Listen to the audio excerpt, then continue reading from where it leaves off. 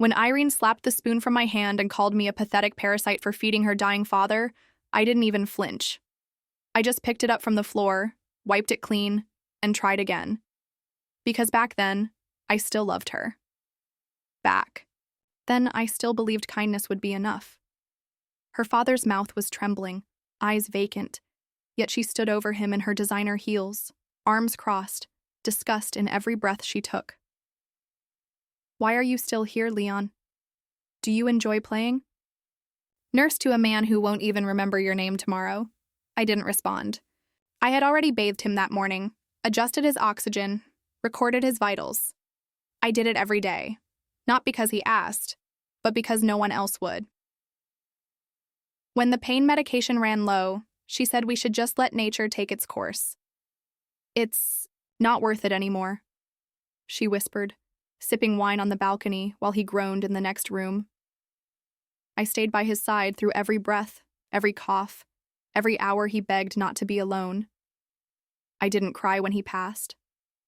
I had run out of tears by then, but death is funny. Sometimes it doesn't end things. Sometimes it resets them. And when I opened my eyes again, everything was different. This time, Irene was the one kneeling by the hospital bed, her mascara smudged, her voice cracking as she begged a nurse to help her father. And I, the man she once called disposable, stood at a distance with my arms folded, watching the same man suffer all over again, this time without lifting a single finger. She didn't recognize me at first. Rebirth doesn't always leave behind the same shell. But the moment she saw my eyes, her face crumbled. "Leon?" she whispered. I didn't answer, because this time I wasn't going to save her. This time, I wanted her to feel everything I felt. Every hour, every tear, every scream she ignored. I wanted her to drown in the silence she once left me in, and I wasn't going to say a word. When I first met Irene, I wasn't looking for love. I was just the technician assigned to install a smart medical bed in her father's home. It was a routine job, clean shoes at the door, polite conversation, in and out in 20 minutes. That's what it should have been. But then her father had a coughing fit mid-installation, and she froze. Completely. Like her brain short-circuited at the sound of struggle. I rushed over, instinct kicking in, adjusted the pillow angle, hit. The suction switch cleared his airway. She just stood there, clutching her handbag like it might protect her from what was happening. After it was over, she looked at me with something I didn't expect. Relief. You've done this." Before I nodded, she didn't say thank you. Just asked if I'd be willing to come back. At first, it was once a week, then twice, then every day. Her father, Richard, had late-stage ALS. Muscle failure, breathing difficulties, unspoken pain behind fading eyes. He needed full-time care, but she didn't want to admit that to herself. Not publicly. Not in a way that might tarnish the family name. "I don't need a nurse," she told me once, lighting a cigarette she never finished. "Just someone who doesn't flinch." I didn't flinch, even when the sheets were soiled, even when the vomit came up black. I didn't flinch when she screamed at me in the middle of the night because her stress was too big, and I was the only one in the room who wouldn't leave. Her boyfriend at the time, Courtney, was a trust fund clown who liked to appear generous. He came by with flowers, laughed loudly, called me pal, and left before dinner. He once leaned close and whispered, "You're making us all look bad, Leon. You know that, right?" I ignored him.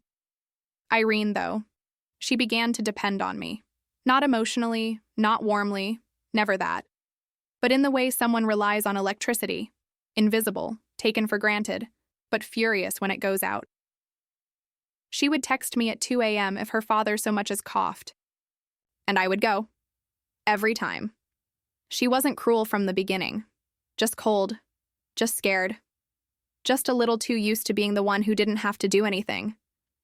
And maybe I enabled that. Maybe I thought my patience would thaw her. That if I just stayed long enough, she'd see me. Not as a servant, not as a tool, but as someone who loved her father. As someone who loved her. I never asked for anything. Not money. Not recognition. Just to be allowed to stay. It took her 8 months to say my name with softness. It took her 1 second to erase it all. That day, the spoon clattered to the floor and she called me pathetic for feeding her father myself. She said, "You're just obsessed with him because you've never had a father of your own. Don't project your orphan trauma onto my family." That was the first time I looked at her and saw something hollow. I left that night, quietly, without confrontation. The next morning, I came back. I always came back, because Richard had no one else, and because somewhere deep down, I hadn't given up on her yet. When he died, she didn't cry. She just lit another cigarette, stared out the window, and asked, "So, now what?" I said nothing. I packed my things. I left. Irene and I never spoke again, at least not until the second life began. After I died in a fire, one started by a faulty wire I was too tired to notice. I didn't see light or angels. I saw memory, endless loops of him blinking at me from his hospital bed, her voice calling me pathetic, and then nothing, until I opened my eyes again, and I was back, in a body that didn't feel like mine. In a time that didn't match the last, but the house was the same, and so was Irene. Only this time, I wasn't the man fixing her father's bed. I was the one watching from the corridor, arms crossed, as she knelt by Richard's side in panic, trying to remember how to check a pulse. She didn't know me yet, but I knew her better than anyone ever could, and for the first time in both our lives, I had no intention of helping. The second life didn't feel like a blessing. It felt like a rerun of a play where I already knew every cruel line, every wrong decision, and every silent moment that would be filled with regret. I knew what Irene was about to become, and yet watching her stumble through it now with no one to hold the pieces together felt different than I expected. I wasn't proud, I wasn't gloating, I was just tired. In this version of life, I wasn't the caregiver. I wasn't even invited into their home. I was someone else entirely, a man with a different face, different name, different purpose. I saw them from across the street. I watched the same decline I had once softened inch closer without interference. It started with the confusion. Richard couldn't find the bathroom. Then the shaking started. The late-night calls for help Irene didn't know how to answer. There was no Leon to come running this time. Only voicemail boxes, ignored texts, and doctors who didn't call back. Irene, ever the perfectionist, tried to hold it together. She used money where love was needed, kept hiring people who kept quitting, never understanding that what her father needed was not a schedule. It was someone who stayed when it was inconvenient. I passed her in the supermarket one morning. She didn't recognize me. Of course she didn't. But I saw the shadows under her eyes, the twitch in her jaw when her phone rang, the quiet panic when she realized her father had been left unattended too long. A week later, Richard wandered into traffic. He survived. A sprained hip, a fractured wrist, and media attention that sent Irene spiraling. Negligence, they called it. Spoiled heiress too busy posting selfies to care for her dying father. I watched the headlines pile up. I watched her fake apologies online. I watched her try to buy silence with donations, but none of it worked. Public sympathy didn't arrive. And in those moments, I should have felt vindicated. Instead, I just felt distant, detached, like I was watching someone drown through glass. That's when Courtney re-entered the picture. He had vanished after Richard's initial diagnosis years. Ego, claiming terminal illness energy, wasn't good for his mental health. But when the cameras came out and Irene's last name trended again, he reappeared with flowers and fake tears. He moved back in, not to help, just to control, to own her again now that she was weak. He mocked her in private, leaked texts to the press, and turned her father's failing condition into viral pity bait. And still, she didn't see it. She blamed herself, not for the right things, but for everything else. When Richard slipped into a coma, she stood beside him, gripping his hand like it was the only thing anchoring her to the earth. "Please," she whispered one night, "wake up."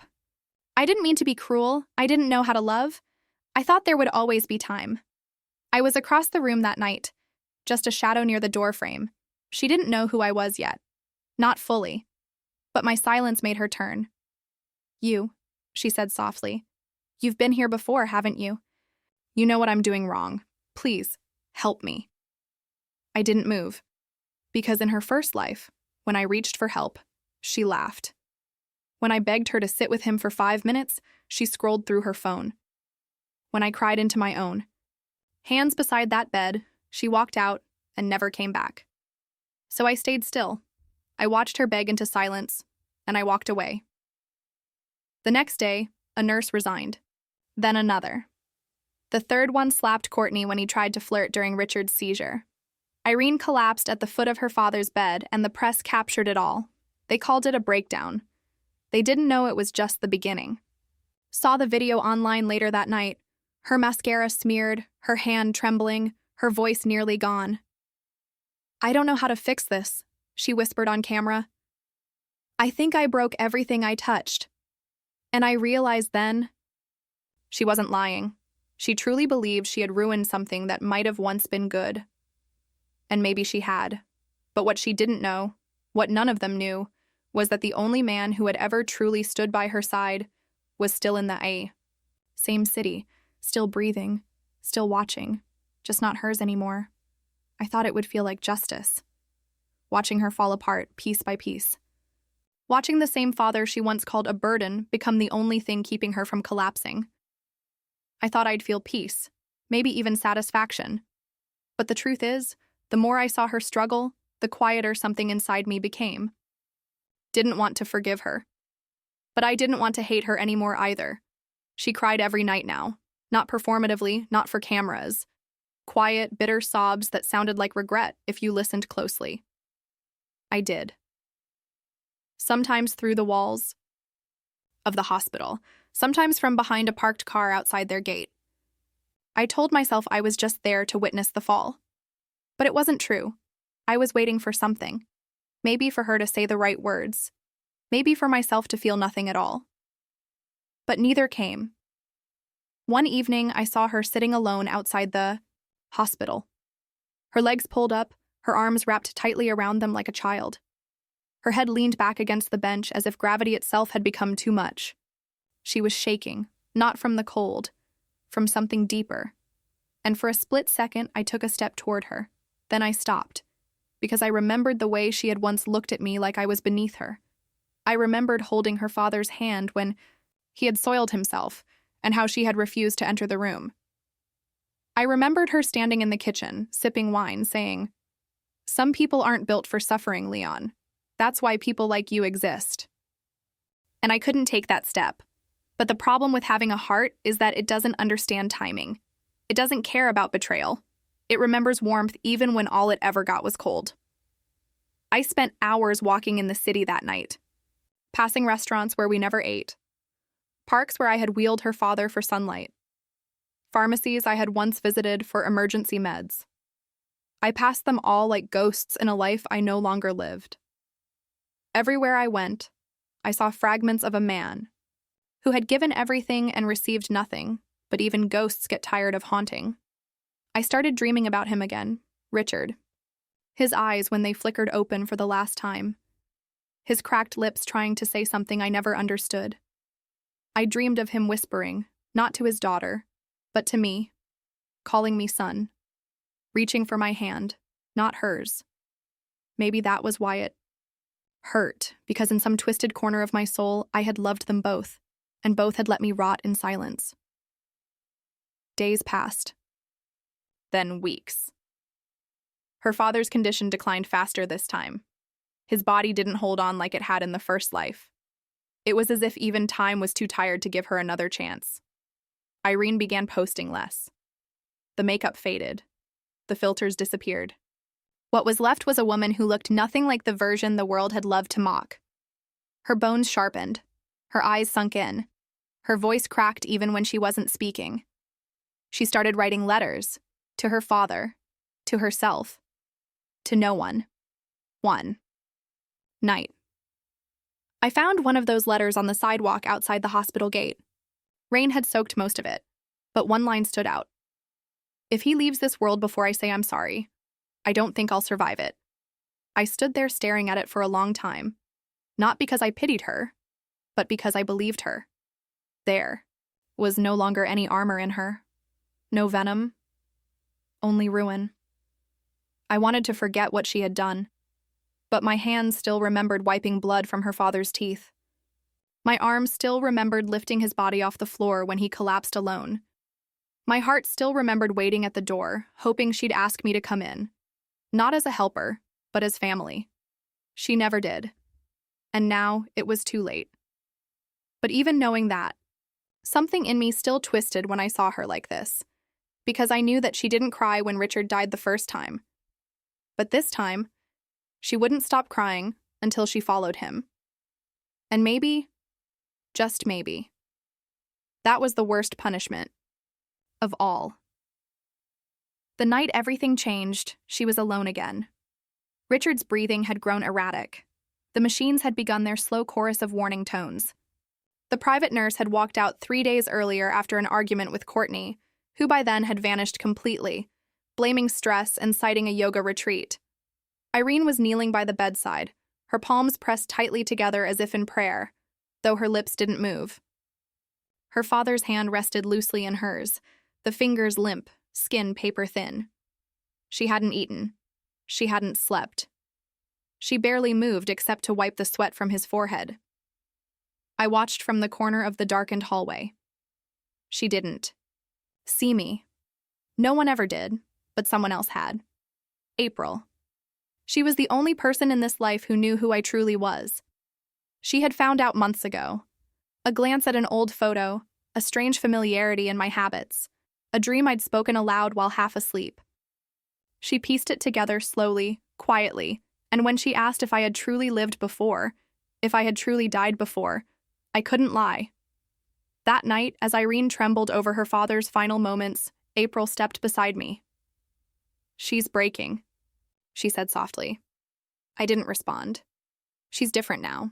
I stayed quiet. "She still doesn't deserve to lose him alone," April whispered. "Not like this. Not knowing." And then, without warning, April walked past me into the room. She didn't touch Irene. She didn't make a scene. She just sat quietly on the other side of the bed and placed a fresh cloth on Richard's chest, whispering kind things to a man who wouldn't live to hear them. Irene flinched, startled, confused. But when she turned to look at April, her eyes were pleading. "Do you know how to help him breathe?" she asked, her voice raw, broken. April nodded. "I do." And for the next hour, they sat together. Two women who had never met. One grieving, one calm, one carrying the guilt of 1,000 wrongs, the other carrying a truth she was no longer sure she should keep. When Richard passed, Irene didn't scream. She didn't collapse. She simply kissed his forehead and said, "Thank you for everything I never saw." Then she stood up, turned to April, and asked quietly, "Who are you?" April hesitated. Then she looked toward the doorway, right where I stood. "He was your father's nurse once," April said, her voice barely audible. "He gave everything. And you never knew his name." Irene turned slowly. Her eyes met mine for the first time, not with arrogance, not with contempt, but with recognition. "Leon?" she whispered. I said nothing. Because what do you say to a ghost that returned not to haunt, but to watch you bury what you once neglected? She didn't say anything for a long time. Neither did I. The hallway outside the hospital room was silent, except for the slow beep of a machine that no longer had a purpose. Nurses passed behind her like shadows, wheeling away equipment, gathering charts, moving with quiet efficiency. But she didn't move. Her eyes stayed on me as if seeing through time. "Leon," she said again, this time not as a question, but as a recognition. I nodded just once. Her lips parted slightly, but no words came. The weight in her expression wasn't shock anymore. It was something heavier, like regret that had finally grown too large to carry. "I thought you were..." She paused. "You're supposed to be..." "How?" I didn't answer. I didn't have to. There are some questions that don't need explanations, only acknowledgement. She looked down at her hands as if she didn't recognize them. Her fingers trembled. When she spoke again, her voice cracked. I used to dream about you. About the way you left. About the way I let you leave. She laughed bitterly under her breath. I thought my guilt was just twisted memory. I didn't think I'd have to face it. I took a step forward. Then another. We stood only a few feet apart now. I'm not here for vengeance, I said quietly. I'm not here to haunt you. Then why are you here? To see if you'd change. And I didn't answer right away. I let the silence stretch between us until it felt almost sacred. You loved your father this time, I said. But not when it mattered most. She blinked, hard. I didn't know how. You didn't want to. Her shoulders collapsed, slightly, like someone who had been hit without being touched. I was scared, she whispered. He was dying. I thought if I ignored it, he'd live longer. You thought if someone else carried the burden, you wouldn't have to feel it? She nodded slowly, tears sliding down her cheeks now. I was cruel to you. Yes. I was ungrateful. Yes. I didn't deserve your kindness. I paused, then said, No, you didn't. She didn't flinch. That surprised me. More than anything, there was no denial, no attempt to shift blame, just a quiet, tired acceptance that came too late. I used to think you were weak, she said, voice thin. A man with no boundaries, just waiting to be used. But you weren't. You were strong, stronger than all of us.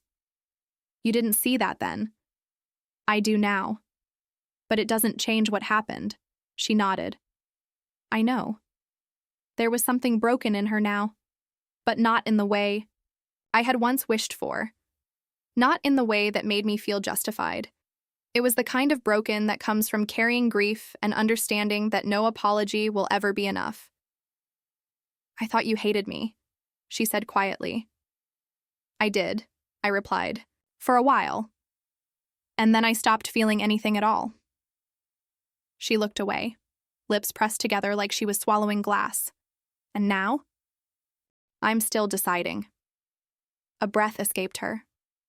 Then she whispered, Do you believe people can change? I believe people can regret. She didn't answer. Her arms crossed in front of her chest, like she was trying to hold herself together. With just her hands. I buried him alone, Leon, she said after a long pause. I dressed him. Chose the casket. I read the eulogy, and there were only 3 people in the room. Do you know how humiliating that was? Yes. You do. Don't you? I said nothing. She turned to the window, wiping her face with her sleeve. He said your name before he died, she whispered. Not mine. I looked down. That truth didn't sting like I thought it would. It didn't lift me either. It just felt inevitable. He knew who was there when it counted, I said. Even if he couldn't say it then. I think he loved you more than me. No, I said gently. He just didn't know how to love you until the end, and you didn't know how to receive it. She turned back to face me, and for the first time, there was no pretense, no performance. Just a woman who had broken everything around her and still somehow wanted to ask if she deserved a second chance.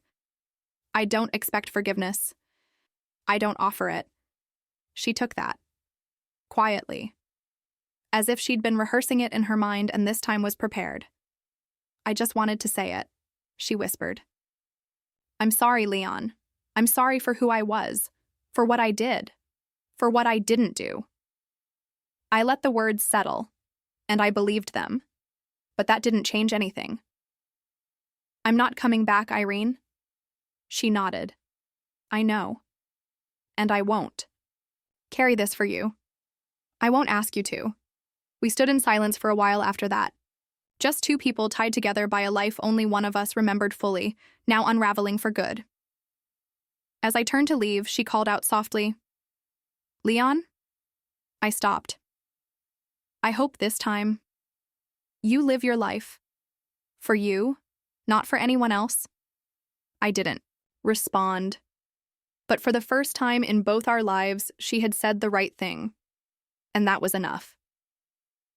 After that night, Irene didn't try to find me again. There were no desperate messages, no dramatic emails, no attempts to beg for a second chance. Just silence. I moved out of the city a week later. April helped me pack. She didn't ask questions, and I didn't offer any. We rented a quiet home near the edge of the lake, where the air was soft and unhurried, and the mornings arrived like forgiveness. For a while, I thought that was the end of it. But the internet had other plans. 2 weeks after the funeral, an anonymous blog post went viral. It was titled, "The Man She Called Useless, a Caregiver's Love Story She Buried Twice." The post wasn't mine. I still don't know who wrote it. But it told the whole truth. The old life. The new life. The man who gave everything to a dying father while the heiress daughter scrolled on her phone. Screenshots appeared of text messages, videos, time-stamped nurse logs that had somehow been preserved. It ended with a photo of me, older, unfamiliar to most, except her, and in the caption, "He never asked for credit. He just asked to be remembered." The story exploded. Netizens who had once ridiculed the crying heiress turned on her with venom. They tore through her curated image. They resurfaced the clip of her laughing at me during an old live stream, mocking how I couldn't afford branded shoes while feeding her father. That one clip became the headline across dozens of gossip sites. And then came the brands. The sponsorships dried up. Her contract with a wellness company was pulled. A skincare brand removed her photo from their homepage within hours. The only calls she received now were from PR agents telling her to go quiet. But silence doesn't protect you when people remember the wrong version of you. The new nickname they gave her was permanent. The heiress who let her father die twice. No one cared that she was grieving. No one cared that she had changed. Because change, they said, was supposed to come before the damage, not after. She released a video weeks later, crying in a bare living room, eyes swollen, voice thin. "I was wrong," she whispered. "I didn't understand what I had until I lost everything." The top comment under that video, "Tell it to Leon." "Oh wait, you already did." And he walked away. The second, "You didn't lose everything. You just lost what you never earned." I didn't comment. I didn't reshare. I didn't like or dislike. I just watched her burn in the flames she lit herself. And for once, I didn't try to put the fire out. But justice didn't end online. A month later, April came to me with a package. No return label, no note. Inside was a legal envelope, property rights, deed transfers, and a signed power of attorney. It turned out that before passing, Richard had rewritten everything. The final version of his will left Irene nothing but an apology letter. The entire estate, the house, the savings, even the trust fund she had once boasted about, was transferred quietly, legally, and irrevocably. To me. I stared at the documents, numb. April placed a hand on my shoulder and said softly, "This isn't payment, it's recognition. I never stepped into that house again. Not even once. I sold the property to a hospice foundation under the condition they would never rename the guest wing." They agreed, and so now, in a building far from the cameras and noise, there's a quiet corridor where patients live their last days in peace. On the wall hangs a plaque. For Richard, a man who was loved in silence. That was enough for me. Irene disappeared for a while after that. No one knew where she went. Her accounts went dark. Her face vanished from billboards.